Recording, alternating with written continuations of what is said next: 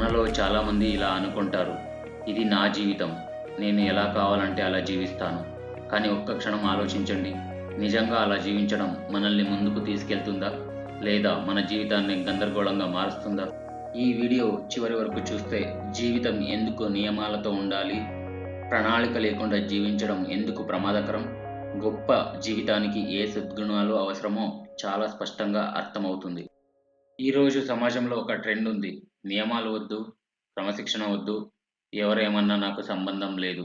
దానికి బాగానే ఉంటుంది. కానీ ఆలోచించండి, ట్రాఫిక్ సిగ్నల్స్ లేకపోతే ఏమవుతుంది? స్కూల్స్‌లో టైమ్ టేబుల్ లేకపోతే, ఆఫీసుల్లో నియమాలు లేకపోతే అక్కడ గందరగోళం, అక్కడ ప్రమాదం, అక్కడ నష్టం. అలాంటప్పుడు జీవితం కూడా ఒక వ్యవస్థ. దానికి ఒక దారి ఉండాలి, ఒక పద్ధతి ఉండాలి.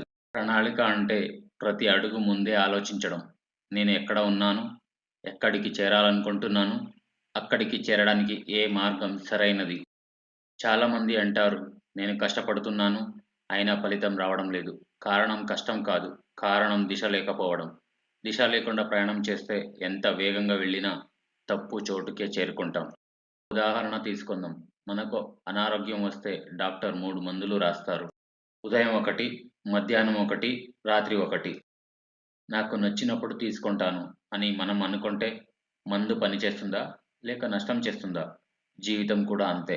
సరైన సమయం, సరైన నిర్ణయం, సరైన క్రమం అవసరం. నాకే అన్నీ తెలుసు. ఎవరి సలహా అవసరం లేదు. ఇవి ధైర్యంగా అనిపించవచ్చు. కానీ నిజానికి ఇవే విజయానికి అతి పెద్ద అడ్డంకులు. విజయవంతమైన వ్యక్తులందరిలో ఒక లక్షణం ఉంటుంది. వారు నేర్చుకోవడానికి సిద్ధంగా ఉంటారు. సలహా తీసుకోవడానికి సిద్ధంగా ఉంటారు. గొప్ప జీవితానికి కేవలం లక్ష్యం సరిపోదు. ఆ లక్ష్యానికి దారి చూపించే సద్గుణాలు అవసరం. సరైన ప్రణాళిక, ఉన్నత ఉద్దేశాలు, పనిలో శ్రద్ధ, మాటలో స్పష్టత, ద్వేషం లేని దృక్పథం, ప్రశాంతమైన మనస్సాక్షి, అబద్ధాలకు దూరంగా జీవనం.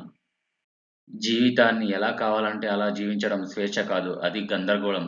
నిజమైన స్వేచ్ఛ అంటే సరైన దారిని ఎంచుకోవడం. ఈరోజు మీకు ఒక ప్రశ్న వేసుకోండి. నా జీవితాన్ని నేను నిజంగా ఒక ప్రణాళికతో నడుపుతున్నానా?